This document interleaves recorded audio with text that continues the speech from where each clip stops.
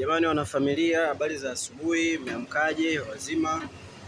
Mimi ni mzima wa afya, na jambo ningependa kuongea na familia. Kuna vitu vya msingi tunapaswa saa nyingine tu tunakumbushana. Jamani, hata kama unakuwa hauna hela, lakini kuna vitu umejaliwa unavyo, hususan afya. Nawasisitiza sana jamani, jitahidi sana.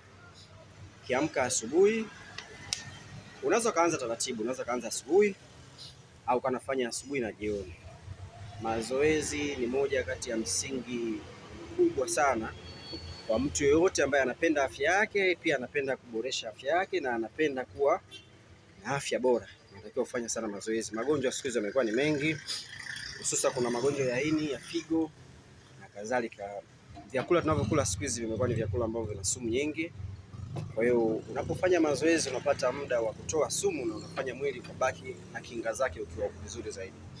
Kwa hiyo ningependa kuwashauri wanafamilia, mimi sasa hivi ni formula yangu, lakini niko muda mrefu, lakini kuna kipindi nikipitiaga changamoto fulani waga naacha, nikiwa niko vizuri naendelea. Sasa hivi nimeanza mazoezi, lakini pia nimeona niwashirikishe na familia yangu kwa ajili ya afya. Kwa mtu yeyote mwenye ndoto na mwenye malengo makubwa, hakikisha unafanya mazoezi kuweka mwili wako fit. Ukifanya mazoezi hata madeni unaanza kuyaona ya kawaida, lakini pia unaweka mwili wako unakuwa standby kwa lolote linalokuja mbele yako la kukabiliana nalo. Mwili unakuwa unaweza kupokea hilo jambo kawaida, kwa sababu tayari mwili wako unakuwa fit.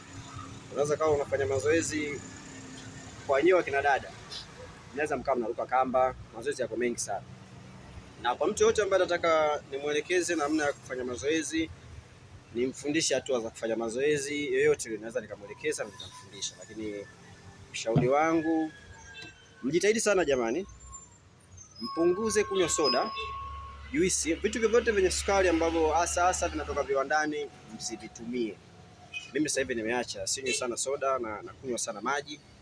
Asubuhi kama sasa hivi hapa nishapiga nusu lita yangu, niko fiti, nishafanya mazoezi, nishatoka jasho la kutosha. Hapa napumzika kama dakika zangu 15, naenda kuoga, nikirudi naendelea na kazi yangu. Kwa hiyo kila siku ninapokuwa naamka asubuhi, japokuwa nachelewa sana kuamka, lakini ninapoamka lazima nifanye mazoezi. Lakini chengine pia, kwa mtu yote ambaye anatakiwa kuanza mazoezi, anatakiwa awe na daftari kama hili. Utakapofanya mazoezi unatakiwa uandike siku uliyofanya mazoezi, siku hiyo na tarehe. Hii inakupa hamasa ya wewe kuwa na muendelezo mzuri na kujua maendeleo yako ya mazoezi yanakuwa.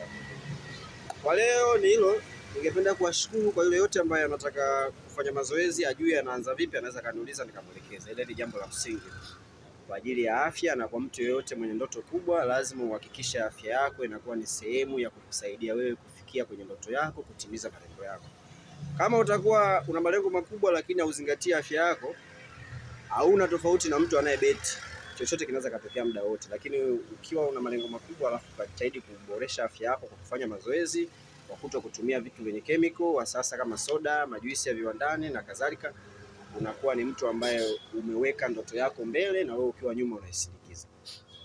Asanteni kwa hilo.